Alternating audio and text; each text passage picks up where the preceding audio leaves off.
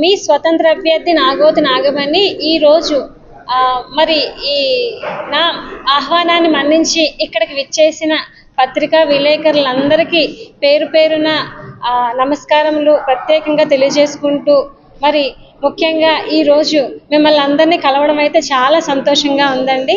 So మరి భీమిలి నియోజకవర్గమైనటువంటి మన భీమిలి నియోజకవర్గమైనటువంటి భీమినిపట్నంలో నేను గత 5 నెలల బట్టి అంటే లాస్ట్ ఇయర్ December 21 నుంచి గడప గడప ప్రోగ్రాంలోను ప్రజలతోనూ ఫస్ట్ నుంచి మరి గత అంటే లాస్ట్ ఇయర్ డిసెంబర్ ఎండింగ్ నుంచి గడప గడప ప్రోగ్రాంలో మరి మన భీమిలి నియోజకవర్గంలో ఉన్న print media and electronic media ద్వారా మన భీమిలి నియోజకవర్గ ప్రజలందరినీ నేను ఎంతో ఎఫెక్టివ్గా మరి నా గోల్ని నేను ఇలా పోటీ చేస్తున్నాను ఈ నెల 13వ తేదీన జరిగే ఎన్నికలకి అని జరిగిందండి. ఈ విషయాన్ని అయితే మీకు తెలియజేసుకుంటూ ఈ రోజైతే మన భీమిలి నియోజకవర్గం అయినటువంటి ఆనందపురం, పద్మనాభం, మధురవాడ, తగరపు వలస, భీమినిపట్టణం ఈ సరౌండింగ్ అంటే నర్వ సైడ్ అండ్ సింహాచలం దేవస్థానం అయినటువంటి చుట్టుపక్కల ప్రాంతాల వాళ్ళందరికీ కూడా ఈరోజు నేను ఒకసారి ప్రెస్ మీట్ అయితే ఇవ్వడం జరిగిందండి.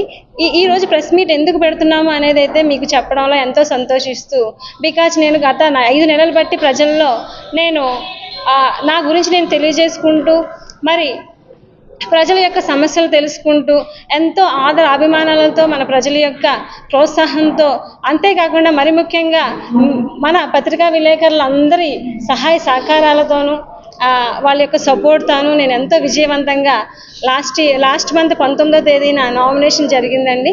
తర్వాత మనకి లాస్ట్ మంత్ 29th నా సింబల్ అయితే కేటాయించారు. ఈ సింబల్ గురించి అనౌన్స్ చేయడంలో ఎంతో సంతోషిస్తూ ఈరోజు ప్రెస్ మీట్ అనేది ఇక్కడ మనం అరేంజ్ చేసుకోవడం జరిగింది. మరి మీ స్వతంత్ర అభ్యర్థి నాగోతి నాగమణి సింబల్ అయితే బకెట్ అండి. సో మన పత్రికా విలేకరుల ద్వారా నేను ఒక రిక్వెస్ట్ చేసుకుంటున్నాను మన భీమిలి నియోజకవర్గ ప్రజలందరినీ మరి నాగోతి నాగమణి యొక్క సింబల్ అంటే మే 13వ తేదీన జరిగే ఎన్నికలకి శాసనసభ ఎన్నికలకి ఎమ్మెల్యేగా పోటీ చేస్తున్న నాగోతి నాగమణికి బకెట్ గుర్తుకే ఓటేసి గెలిపించమని మన భీమిలి నియోజకవర్గ ప్రజలందరినీ మరొక్కసారి మన పత్రికా విలేకరుల ద్వారా మీ స్వతంత్ర అభ్యర్థి నాగోతి నాగమణి రిక్వెస్ట్ చేసుకుంటూ ప్రతి గడప గడపకి తన మేనిఫెస్టోను తన సింబల్ని అంటే తన గుర్తైనటువంటి బకెట్ సింబల్ని తన బ్యాలెట్ నెంబర్లో 10వ నెంబర్ పడిందండి. దీన్ని అంతటినీ కూడా ప్యాంప్లెట్ రూపంలో మేము లాస్ట్ 3 days నుంచి ప్రతి ఇంటికి నియోజకవర్గం మొత్తం పంచుతున్నామండి. సో దీన్ని బట్టి కూడా మంచి ఆదరణ అయితే పొందుతున్నాము అని చెప్పడంలో చాలా సంతోషిస్తున్నాము. అంతేకాకుండా నా మేనిఫెస్టో కూడా ఒక ఇండిపెండెంట్ ఎమ్మెల్యేగా పోటీ చేస్తూ ఇంతవరకు నియోజకవర్గంలో మేనిఫెస్టో ఇవ్వడం అయితే చూడలేదని మన ప్రజలైతే బాగా అభినందించారండి నన్ను. అంతేకాకుండా ఆడపిల్ల ఉండి ఎంతో ధైర్యంగా మీరు ముందుకు రావడాన్ని గెలుపు ఓటమి పక్కన పెట్టండి మీరు ఒక లేడీగా మరి ఈ రోజున ఇంతలాగా ఆదర అభిమానాలు పొందుతూ మరి ఎంతో ధైర్యంగా మీరు ముందుకు వస్తున్న విధానాన్ని అయితే చూసి మేమందరం తప్పకుండా మీకు ఓటు వేయకుండా ఉండలేమండి. మా ఇంట్లో అందరం ఎమ్మెల్యే ఓటు మీకు వేస్తామని మీకు మాటిస్తున్నామని చెప్పి నేను కలిసిన ప్రతి ఒక్కరూ నియోజకవర్గంలో చెప్తూ నన్ను అయితే అభినందిస్తున్నారండి. దీన్ని బట్టి అయితే ఎంతో సంతోషిస్తూ మరి ముఖ్యంగా దీని అంతటికి కారణమైనటువంటి మన పత్రికా విలేకరులు కూడా ఎంతో సహకారం చేశారండి నాకు. సో నేను చెప్పే ప్రతి యాక్టివిటీ మన పత్రికా విలేకరుల ద్వారానే ప్రజలకు రీచ్ అయ్యాము గత 5 నెలలు బట్టి. సో అందుబట్టి అయితే మీకు చాలా కృతజ్ఞతలు తెలుపుకుంటున్నానండి. అంతేకాకుండా మరి ఈ రోజునైతే సంపూర్ణ అభివృద్ధి అయితే మన భీమిలిపట్నంలో లేదండి. ఎందుకంటే నా సొంత అనుభవంతో చెప్తున్నాను మన భీమిలిలో అయితే సంపూర్ణ అభివృద్ధి అయితే లేదు. ఎందుకంటే గత 5 నెలలు బట్టి ప్రజల వద్దకే పాలన అనే విధానంలో నేను ప్రజలతోనే మమేకమై ఉంటున్నాను. నా ఫ్యామిలీని నా అదర్ విషయాల్ని పక్కన పెట్టి ఏ ఊరు వెళ్ళినా ఏ వీధి వెళ్ళినా ఏ ఇంటికి వెళ్ళినా కూడా ఏదో సమస్య మన భీమిలి నియోజకవర్గ ప్రజలైతే చెప్తూ నా ముందు ఎంతో బాధపడుతూ అంతేకాకుండా నేను అపోజిషన్ పార్టీ నుంచి కానీ వచ్చానేమో అధికార పార్టీ నుంచి వచ్చానేమో అనుకొని నా మీద ఎమోషనల్ అయ్యే ప్రజలు కూడా చాలామంది ఉన్నారు. అటువంటి వీడియోస్ కూడా మేము ఆల్రెడీ వైరల్ చేసాము. లైవ్ కూడా ఇచ్చామండి. సో ఈ రోజున భీమిలిపట్నంలో మరి నేనైతే ఒక ఏరియాకి వెళ్ళాము, రెడ్డిపల్లి గ్రామం ఎస్సీ కాలనీ అండి. అక్కడైతే వాళ్ళు మంచినీటిని మురికి కాలువలో పట్టుకుంటున్నారు. సో అదైతే ఎంతో దయానీయంగా ఉంది. ఇప్పటికీ ఎంతో మంది గవర్నమెంట్స్ వచ్చాయి, ఎంతో మంది అధికారులు వచ్చారు. ఇంకా ఇటువంటి కనీస మౌలిక సదుపాయాలు అయినటువంటి ప్రతి ఇంటికి మంచినీటి సౌకర్యం, ప్రతి ఇంటికి మరుగుదొడ్లు, ప్రతి వీధికి రోడ్స్, కాలువలు, ప్రతి వీధికి ప్రాపర్గా వీధి లైట్స్, అలాగే పచ్చదనం పెంపొందించడం, అలాగే పారిశుద్ధ్యం డెవలప్ చేయడం, ఇటువంటివి ఏవి కనీస మౌలిక సదుపాయాలు కూడా సంపూర్ణంగా మన గ్రామాల్లో అయితే కల్పించట్లేదని నేనైతే సభాముఖంగా మీ అందరికీ తెలియజేసుకుంటున్నానండి. ఇది నేను ఎవరో చెప్పేది కాదు, సొంతంగా 5 నెలలు బట్టి నేను చేసిన డేటాను బట్టి మీకు ఇస్తున్నానండి. ఇదైతే ప్రూవ్ అండి. అంటే పద్మనాభం వెళ్తే అక్కడ పాండ్రంగిలో అయితే బ్రిడ్జ్ సమస్య అండి, వాళ్ళైతే ఫైటింగ్కి వచ్చారు నా పైన. సో ఎన్ని సంవత్సరాలు ఎన్ని జనరేషన్లు అయినా కూడా అక్కడ బ్రిడ్జ్ సమస్య అయితే క్లియర్ అవ్వలేదు. అదేవిధంగా మన మధురవాడ చూసుకున్నట్టయితే కొమ్మాదిలో కూడా ఎస్సీ కాలనీ ఉందండి. సో అక్కడ కూడా ఒక 25 years నుంచి నివాసం ఉంటున్నారు, నియర్లీ 60 houses. వాళ్ళకైతే మరుగుదొడ్లు లేవు. ఆల్ ఏజ్ గ్రూప్ పీపుల్ ఉన్నారు, వాళ్ళందరూ అవుట్ సైడ్ వెళ్తున్నారని చెప్పి వాళ్ళు ఎంతో బాధపడుతూ మన అధికారులు మా ముందు నుంచి వెళ్ళిపోతారు కానీ ఆగరండి, మా సమస్య చూడరని వాళ్ళు చాలా బాధ వ్యక్తం చేశారు. అంతేకాని స్వతంత్ర నగర్ మధురవాడలో కూడా అక్కడ ఒక కాలనీ, రిక్షా కాలనీ, మురికివాడ కాలనీ కూడా అబ్జర్వ్ చేశామండి. అక్కడ కూడా 40 years నుంచి ఉంటున్నారట. వాళ్ళకు కూడా ప్రాపర్గా రోడ్స్ లేవు, వీధి దీపాలు లేవు. సో వాళ్ళు కూడా ఎంతో సఫర్ అవుతూ మంచినీటి సౌకర్యం లేదు, మరుగుదొడ్లు లేవని వాళ్ళు కూడా నాకు ఎంతో ఆవేదన వ్యక్తం చేశారు. అంతేకాకుండా నర్వ సైడ్ ఎల్లప్పవనిపల్లం వెళ్ళామండి, చంద్రనగర్ వెళ్ళాము, ఎర్రచేరు వెళ్ళాము. అక్కడ ప్రజలైతే మా గ్రామం అయితే భీమిలి నియోజకవర్గంలో ఉంది కానీ మా ఊరికి ఎటువంటి గుర్తింపు లేదు, మాకు ఒక ఆఫీసు కూడా లేదు అని చెప్పి వాళ్ళు ఎంతో ఆవేదన వ్యక్తం చేస్తూ మేము ఎవరికి ఓట్లు వేయము, మేము నోటాకు వేసుకుంటాము, అసలు మా దగ్గరికి మీరు రాకండి అని చెప్పి వాళ్ళు ఎంతో ఫ్రస్ట్రేషన్ అయితే నా మీద చూపించారండి. సో నియోజకవర్గం మొత్తం ఈరోజు తిరిగి నేను గడప ప్రోగ్రామ్ ఈరోజు నియోజకవర్గం మొత్తం క్లియర్ చేసామండి. అది చెప్తూ సంతోషిస్తూ ఈరోజు మిమ్మల్ని అందరినీ ఇంటరాక్ట్ అవ్వడం జరుగుతుంది సార్. సో చెప్పుకుంటూ పోతే ఒక ఊరికి ఎడ్యుకేషన్ సమస్య, ఇంకో ఊరికైతే పారిశుద్ధ్య సమస్య, ఇంకో ఊరికి మంచినీటి సమస్య, ఇంకో ఊరికి మరుగుదొడ్ల ప్రాబ్లము, ఇలా చెప్పుకుంటూ పోతే అనేక సమస్యలు మన భీమిలి నియోజకవర్గంలో చాలా ఉన్నాయండి. సో నేను అవన్నీ మీకు చెప్పుకుంటూ వివరించలేను. అదంతా అయితే నేనైతే నన్ను కనుక మే 13వ తేదీన జరిగిన ఎన్నికలకి భీమిలి నియోజకవర్గానికి ఎమ్మెల్యేగా మన ప్రజలందరూ ఓటేసి అత్యధిక మెజారిటీతో గెలిపించినట్లయితే నేను తప్పకుండా గెలిచిన వెంటనే కనీస మౌలిక సదుపాయాలు అయినటువంటి సౌకర్యాలన్నీ కూడా నెరవేరుస్తానని మరొకసారి మీ అందరికీ హృదయపూర్వకంగా తెలియజేసుకుంటూ మన భీమిలి నియోజక ప్రజలందరికీ హృదయపూర్వకంగా తెలియజేసుకుంటున్నాను. అంతేకాకుండా ముఖ్యంగా నేను గత 5 నెలలు బట్టి సింబల్ లేకుండా తిరిగానండి ప్రతి ఇంటికి. చాలామంది అన్నారు సింబల్తో కనుక మీరు ఇదే గడప ప్రోగ్రాం చేసినట్లయితే ఖచ్చితంగా మీరే విన్ అవుతారండి, మీరే మన ఎమ్మెల్యేగా మీరు గెలుస్తారు, విజయం మీదేనండి అని చాలామంది చెప్పారు. బట్ సింబల్ లేకుండా నేను ప్రయాసపడి తిరిగాను. సింబల్ ఏమో బిఫోర్ ఎలక్షన్స్కి 11 days ముందే మాకు ఇచ్చారు ఆర్డీఏ ఆఫీస్ నుంచి. సో ఈ 10 రోజుల్లో నేను సింబల్ని ఎలా రీచ్ చేస్తాను, మన ప్రజలకి ఎలా నేను ఇంట్రడ్యూస్ అవుతాము, how to win my goal అనే కాన్సెప్ట్తో నేనైతే చాలా కష్టపడుతున్నామండి. ఇప్పుడు ఈ 11 days బాగా హార్డ్ వర్క్ అవుతుంది, రీచ్ చేయాలి ప్రతి ఓటర్కి. బికాజ్ నా సింబల్ ఇదని తెలిస్తేనే కదా రేపు నా విన్నింగ్ అనేది ఎలా ఉంటుందో చూసుకోగలను.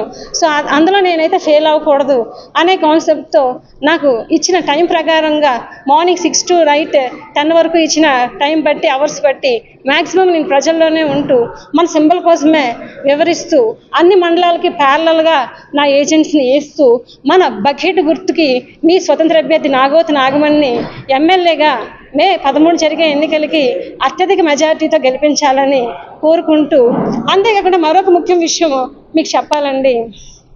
ఈరోజైతే నియర్లీ 4 lakhs మనకి నియర్లీ 4 lakhs రైట్ ఓటర్స్ అయితే ఉన్నారండి భీమిలి నియోజకవర్గంలో. మరైతే 3.5 lakhs దగ్గర ఓటర్స్ అయితే ఉన్నారండి ఖచ్చితమైన లెక్క అయితే.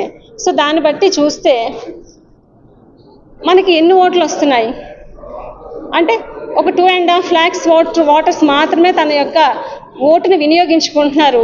మోర్ దాన్ 1 lakh పీపుల్ మాత్రమే తన ఓటు హక్కుని సంపూర్ణంగా వినియోగించుకోవట్లేదు. బికాజ్ ఎందుకు అంటే వినియోగించుకోవట్లేదు. ఆ రోజు వాళ్ళు ఓటుని వేయడానికి అభ్యర్థులు నచ్చక బయటికి రావట్లేదనే నా డేటా బట్టి నేను మీకు ఇస్తున్నానండి. అభ్యర్థులు నచ్చితే కనుక ఖచ్చితంగా మేము వచ్చి ఓటు వేస్తాము. పోటీ చేస్తున్న అభ్యర్థులైతే మాకు వాళ్ళ మీద అయితే నమ్మకం లేదండి. ఇంకా బయటకు వచ్చి ఓటేసే ఉద్దేశం లేక మేము ఇంట్లో ఉండిపోతున్నాము. ఆ రోజు గవర్నమెంట్ హాలిడే డిక్లేర్ చేసినా కూడా మేము ఓటు హక్కును వినియోగించుకోకుండా ఉన్నాయి. కొన్ని age group people, educated people, employees, అలాగే యూత్ కూడా చాలామంది ఉన్నారండి. వాళ్ళకంటే అవగాహన లేక ఉండిపోయారు. బికాజ్ ఫస్ట్ టైం నాకు ఓటు వచ్చింది అనుకోండి, ఓటు హక్కు వచ్చింది అనుకోండి, యూత్లో ఏం జరుగుతుందంటే అమ్మా యూత్ అందరూ జాగ్రత్తగా వినండి, మీకు మొదటిసారి ఓటు హక్కు వస్తుంది, రాగానే మీరు ఏం చేస్తున్నారు, ఇప్పుడే కదా నాకు ఓటు హక్కు వచ్చింది, నెక్స్ట్ టైం వేద్దాంలే అని వీళ్ళందరూ నెగ్లెక్ట్ చేస్తున్నారండి. అందులో నేను కూడా అలాగే ఆలోచించాను. ఫస్ట్ 2 times నేను యూజ్ చేయలేదు నా ఓటు హక్కుని. మరి యూజ్ చేయకుండా నా అలాగే ఆలోచించే ప్రజలు చాలామంది ఉన్నారు ఈరోజు యూత్లో చూస్తే. అంతేకాకుండా అభ్యర్థి నచ్చక తన ఓటు హక్కుని యూజ్ చేయకుండా ఉండేవాళ్ళు చాలామంది ఉన్నారు. అంతేకాదు లేజినెస్తో యూజ్ చేయకుండా ఉండేవాళ్ళు చాలా పాపులేషన్ ఉన్నారు. వీళ్ళందరినీ చూసుకుంటూ పోతే మోర్ దాన్ 1 lakh పీపుల్ ఉన్నారు మన భీమిలీలో. ఈరోజు వీళ్ళందరూ ఓటు హక్కును వినియోగించుకున్న నాడే మన భీమిలి నియోజకవర్గము సంపూర్ణమైన అభివృద్ధి సాధిస్తుందని చెప్తూ మరొకసారి మన భీమిలి నియోజకవర్గ ప్రజలందరికీ తన ఓటు హక్కుని పరిపూర్ణంగా యూజ్ చేయమని, తన ఓటు హక్కు అంటే ఒక ఆయుధం లాంటిది. సో దాని ద్వారా మన భీమిలిని మోడల్ విలేజ్గా, మోడల్ కాన్స్టిట్యున్సీగా చేసి చూపించాలని మీ అందరికీ నేను మొదట రిక్వెస్ట్ చేసుకుంటున్నాను. మీ ఓటు హక్కుని ఖచ్చితంగా మీరు వినియోగించుకోండి. మీరు ఎప్పుడైతే ఓటు హక్కుని మీకు అభ్యర్థి సరైన రైట్ పర్సన్ అని అనిపించినప్పుడు అతనికి వేసి ఓటు హక్కును వినియోగించుకోమని మన భీమిలి నియోజకవర్గ ప్రజలందరికీ, అంటే ఓటు హక్కును వినియోగించలేని ప్రజలందరికీ ముఖ్యంగా చెప్తున్నాను. మిగిలిన వాళ్ళు అయితే 2.5 lakhs వినియోగిస్తున్నారు. వాళ్ళు ఎలా వినియోగిస్తున్నారంటే ఈరోజు నేను ఓటు వేయకపోతే నీ జనాభా లిస్టులో లేనట్టే లెక్క అని వాళ్ళైతే చెప్తున్నారండి. ఖచ్చితంగా నాకు అభ్యర్థి నచ్చినా నచ్చకపోయినా నేను వెళ్ళి ఓటు వేస్తానండి. ఓటు వేయకపోతే ఈరోజు నేను ఎక్స్పైర్ అయిపోయినట్లు లెక్క, నేను చచ్చిపోయినట్లు లెక్క అని విలేజెస్లో అంటే మనకి అన్ఎడ్యుకేటెడ్ పీపుల్ చెప్తున్నారు. చదువులేని వాళ్ళు, రైతులు, కొంతమంది ఉమెన్ పీపుల్ మీరు నేను సరదాగా అడుగుతాను. లాస్ట్లో నా డేటా అయిపోయింది, నా అనాలిసిస్ అయిపోయిన తర్వాత అమ్మ నాకు ఓటు వేస్తారమ్మా అని అడిగితే వేస్తానండి, ఎందుకేమో మాకు మీరు నచ్చినా నచ్చిపోయినా మా ఓటు మీకు వేసేస్తాము, ఎందుకంటే మా ఓటుని వృధా చేయము, చేస్తే మేము చచ్చిపోయినట్లు లెక్క అని నాకు ఒక లేడీ ఇల్లిటరేట్ పీపుల్ నాతో చెప్పారు. సో వాళ్ళు అలాగ ఆలోచించి ఉన్నప్పుడు చదువుకున్న వాళ్ళు అయినట్టు మనం ఏం చేస్తున్నాం, ఈ యూత్ ఏం చేస్తున్నారు? 18 years వచ్చాయంటే మీకు ఓటు హక్కు ఇస్తున్నారు బిఫోర్ 1 year ముందే. సో వచ్చినప్పుడు మీరు ఏం చేస్తున్నారు? లేజీనెస్తోను ఇప్పుడే ఇచ్చారు కదా ఓటు హక్కు, అప్పుడే నేను వెళ్ళి వినియోగించను, ఆ రోజు నేను ఎంజాయ్ చేస్తాను అనే కాన్సెప్ట్ మన యూత్ అంతా ఉండడం వల్ల ఏమవుతుంది, రేపు మీకు జాబులు రాలేదని మళ్ళీ గవర్నమెంట్ని వేలెత్తి చూపిస్తున్నారు. సో మీరు ప్రాపర్గా మీ ఓటు హక్కును వినియోగించండి. అందరూ 4 లక్షల పీపుల్ మొత్తం ఓటు హక్కును వినియోగించండి. అప్పుడు ఎందుకు సరైన నాయకుడు రాడో మనమే చూసుకుందాం, మనమే అభివృద్ధి సాధించుకుందాం అని చెప్తూ సభాముఖంగా మరొకసారి పత్రికా విలేకరులందరికీ నా తరఫున మీ స్వతంత్ర అభ్యర్థి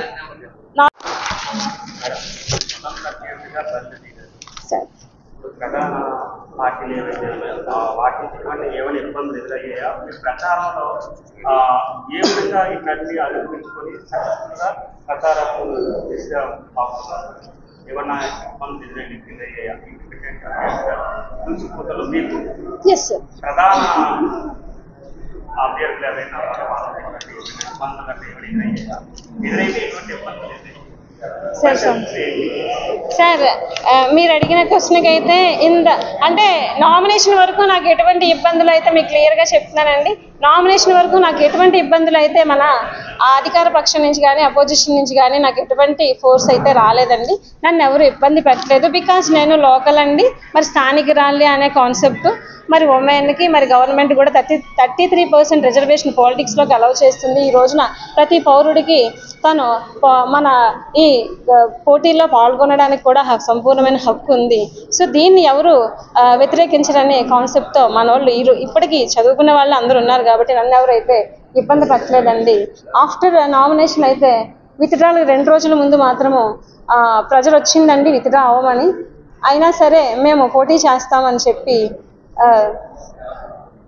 సౌమ్యంగా మేము పోటీ చేస్తాము, నిలబడతాము అని చెప్పి. ఎందుకంటే బలమైన పార్టీలు వచ్చి అలాగ అడిగాక నేను చాలా బాధపడి ఏంటి ఇలా అడుగుతున్నారు అని చెప్పి బాధపడి వాళ్ళకి సౌమ్యంగా చెప్పి ఊరుకోవడం జరిగిందండి. అంటే నేను పేరైతే అనౌన్స్ చేయను సార్. వచ్చినాయి సార్.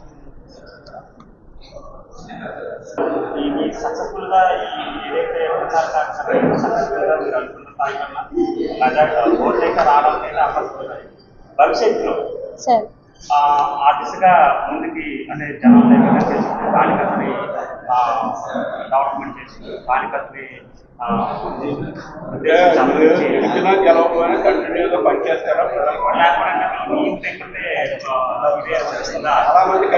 అవును సార్, అవును. అది ఆల్రెడీ సాక్ష్యం టీవీ ఛానల్ ద్వారా ఆల్రెడీ ఇంటర్వ్యూలో ఇచ్చాం సార్. మీరు చూసారో లేదో, మళ్ళీ ఒకసారి మీరు అడిగారు కాబట్టి చెప్తున్నాము. ఏంటంటే ఇప్పుడు ఎందుకంటే కొత్తగా ఎంట్రీ ఇచ్చాను, ఎంత స్థానికురాళ్ళైనా ఎంత లోకల్ అయినా మన భీమిలి ఆడపడుచునైనని అని అంటారు మన భీమిలి ప్రజలందరూ. భీమిలి ముద్దు బిడ్డగా మరి మా ఇంట్లో మనిషిగా మీరు వచ్చి పోటీ చేయడం చాలా సంతోషంగా ఉంది. మీలాంటి వాళ్ళు రావాలమ్మా. ఇప్పుడున్న పార్టీలు ఏవి మాకు అంత సంతృప్తి లేదు, మధ్యలో మీరు వచ్చారు కాబట్టి ఖచ్చితంగా మీకు వేస్తాము ఎమ్మెల్యే ఓటు. ఎంపీ ఓటుకైతే పార్టీ పరంగా ఆలోచిస్తామని చెప్పి చాలామంది నాకు సజెషన్ ఇచ్చి మిమ్మల్ని అయితే చూస్తున్నాము సోషల్ మీడియాలోను అండ్ ప్రింట్ మీడియాలోను చాలా రోజుల నుంచి చాలా హార్డ్ వర్క్ చేస్తున్నారని నిన్న కూడా అనంతపురం సెంటర్లో చాలామంది నన్ను అప్రిషియేట్ చేస్తూ ఖచ్చితంగా మీకు మెజార్టీ ఇస్తామండి, మా ఇంట్లో 4 ఓట్లు ఉన్నాయి, మీకు ఇస్తామని చెప్పి హామీ ఇచ్చారు. మరి దీన్ని బట్టి అయితే నాకు ఉత్సాహంగాను, వాళ్ళు ఇచ్చిన ప్రోత్సాహాన్ని బట్టి ఎంతో ఉత్సాహంగా నేను ముందుకు సాగుతూ ఖచ్చితంగా ఎంతో కొంత మెజారిటీ ఇస్తారని నేను భావిస్తున్నానండి. మరి కొంతమంది పీపుల్కి మరి నమ్మకం లేకపోతే వాళ్ళకి ఓడినట్లయితే నేను ఫ్యూచర్లో మరి మిగిలిన పీపుల్ అందరికీ నా మీద నమ్మకం వచ్చేంత వరకు వెయిట్ చేసి మళ్ళీ పోటీ చేస్తామని మీకు చెప్తూ ప్రజల్లో ఉంటామని చెప్తాను. తన సింబల్ బకెట్ గుర్తండి. మీ ఓటు బకెట్ గుర్తుపై వేసి అత్యధిక మెజారిటీతో మన ఈవీఎంలోన బ్యాలెట్ నెంబర్లో 10వ నెంబర్లో ఉంటుందండి మా బకెట్ గుర్తు. సో బకెట్ గుర్తుకి నాగమణికి ఓటేసి ప్రతి ఒక్కరూ అత్యధిక మెజారిటీతో గెలిపించాలని కోరుకుంటూ మీ స్వతంత్ర అభ్యర్థి నాగమణి సెలవు తీసుకుంటున్నాను.